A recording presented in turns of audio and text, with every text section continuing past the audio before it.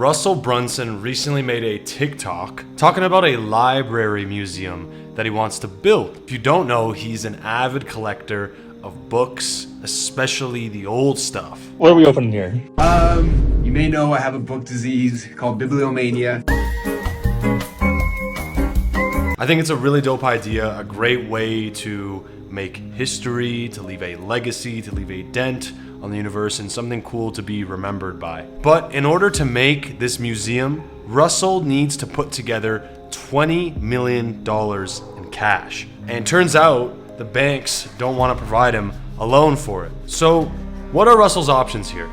He could hit up some friends, maybe hit up some venture capitalists, but sometimes those deals come with strings attached to them, often where you have to sacrifice equity to get the liquidity to build an incredible project like this. But what if there was an alternative way to raise that $20 million in cash, exceeding it 30, 40, 50 million without giving up a single drop of equity? And this way of raising the money would be way cooler, a far more interesting story into the creation of this museum and actually engaging Russell's audience, his hardcore fans, the people that believe in him the most, finding a way to actually reward these people and give back to them while simultaneously building his dream.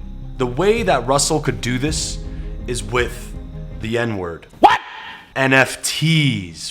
What were you thinking, silly? Come on now. Yes, NFTs. Okay, imagine this. Russell Brunson comes out with a collection of 10,000 Brunson brick NFTs. And let's just say the tagline is, be a part of history. Owning one of these NFTs will allow your name to be inscribed into the bricks of the physical location of the museum. There will also be different cool aesthetics on these bricks, unique traits, and depending on the rarity will come with additional perks like access to his mastermind, which costs $100,000 to join, or a one-on-one private call, or access to a private area in the museum. People who own the Brunson Brick NFT will also receive a physical version sent to them to collect at home.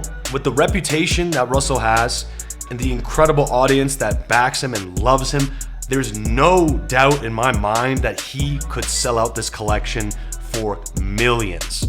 Let's say he sold out 10,000 units at roughly a stick or 1.5 Ethereum. If each brick was sold for 1.5 Ethereum, which is valued at, call it 3,000 US dollars, maybe a little over, and he sold out his collection, he'd be netting somewhere around 30 million US dollars. Russell would also be able to earn royalties based off the trading fees collected on the open market from people swapping and exchanging and selling their bricks. He'll have the cash to build his museum.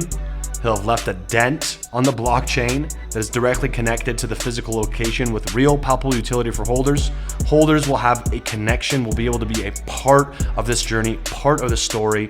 Russell's story is enriched. Instead of it being him and 3 people making this museum or 5 people, he opens up to the incredible community, the ClickFunnels community, the people who have been impacted by him so heavily in a cool way to give something back, a piece of history, a collectible, a Brunson brick that they can hold on to forever and they can be a part of. And so the story of this museum just becomes so much cooler. And finally, these bricks could actually appreciate in value. These NFTs, though they're not securities and they don't come with expectations of profit, they're simply a collectible.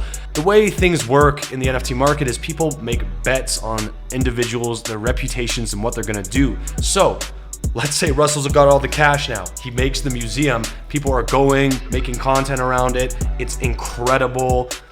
These NFTs would absolutely blow up, would appreciate in price. Trading volume would go bananas. The royalties would start kicking in. And Russell would now have a new stream of income that he could do whatever with. He could spend the money on his holders to do more cool events, build more incredible things, start another collection and airdrop it to those holders. And now he creates this virtual impact on the virtual economy that is becoming a more and more real thing. Russell would have his incredible landmark in the physical world and a foot into the digital, making a double whammy impact at the same time, making history in both lanes. And it would just be such a cool story. So I hope you're seeing this, Russell. If you are, check the description, contact me. I'd love to chat more about this if you're interested. Hey, if you just end up stealing this idea and doing it yourself, totally cool. At least I'll be able to take the credit. And if you're watching this and you're just a viewer, you know, nothing comes of this, that's fine. At least I can just have this little thought experiment with you to kind of get your mind going on what is actually possible with this technology and what you can achieve. If you enjoy this, smash up the likes. Let me know what you think down below. Do you think this idea is actually doable? Would it work for his museum?